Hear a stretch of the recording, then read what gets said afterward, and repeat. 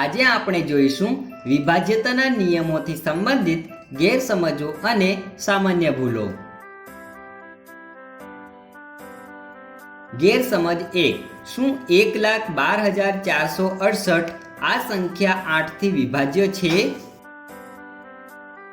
ઘણીવાર એવી સમજ હોય છે કે કોઈ સંખ્યા બીજી સંખ્યા વડે વિભાજિત થાય છે કે નહીં।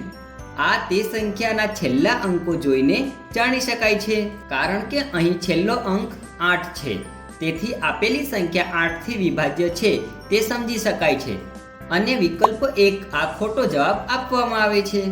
સાચી સમજ એ છે કે સંખ્યાઓની વિભાજ્યતા માટે જુદા જુદા નિયમો છે।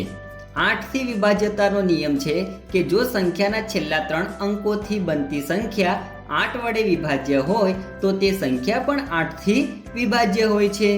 આ છેલ્લા 3 અંક સંખ્યા 468 બનાવે છે। આ સંખ્યાને 8 વડે વિભાજિત કરવાથી પરિણામ 58 મળે છે, પરંતુ શેષ 4 વધે છે, એટલે સંખ્યા 468 સંખ્યા 8 થી વિભાજ્ય નથી, માટે આપેલી સંખ્યા પણ 8 થી વિભાજ્ય નથી।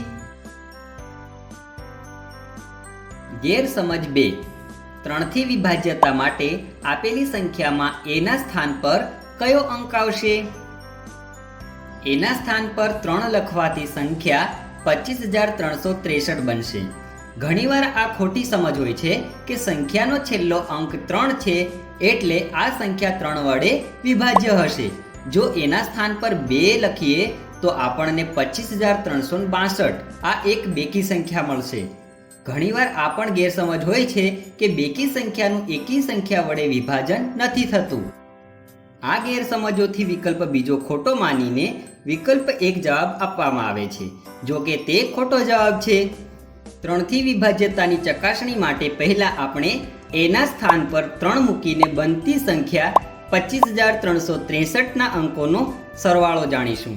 તેનો સરવાળો થશે 19, કેમ કે 19 આ સંખ્યા 3 થી વિભાજ્ય નથી, એટલે 25,363 પણ 3 થી વિભાજ્ય નથી, એટલે કે a ના સ્થાન પર 3 નથી લખી શકતા। પછી આપણે a ના સ્થાન પર 2 મૂકીને બનતી સંખ્યા 25,362 ના અંકોનો સરવાળો જાણીશું। તેનો સરવાળો થશે 18, અને 18 સંખ્યા એ 3 થી વિભાજ્ય છે, એટલે સંખ્યા 25,362 પણ 3 થી વિભાજ્ય છે, એટલે કે એના સ્થાન પર 2 લખવું એ સાચું થશે, એટલે વિકલ્પ બીજો સાચો જવાબ છે। હવે આવો વિભાજ્યતાના નિયમોથી સંબંધિત કેટલીક સામાન્ય ભૂલો સમજીએ। ઘણીવાર વિભાજ્યતાના નિયમ ખબર હોય છે, પરંતુ જો કોઈ મોટી સંખ્યા જોઈને કોઈ સંખ્યાની વિભાજ્યતાની ચકાસણી કરવાનું પૂછવામાં આવે તો નિયમોનો ઉપયોગ ન કરતા વિભાજનથી જ ચકાસણી કરવામાં આવે છે। ઘણીવાર નિયમ સાચી રીતે વાપરવામાં પણ મુશ્કેલી થાય છે। વિભાજ્યતાની ચકાસણી માટે વિભાજ્યતાના નિયમ મદદ કરે છે, જેમ કે 3 થી વિભાજ્યતાનો નિયમ છે બધા અંકોનો સરવાળો।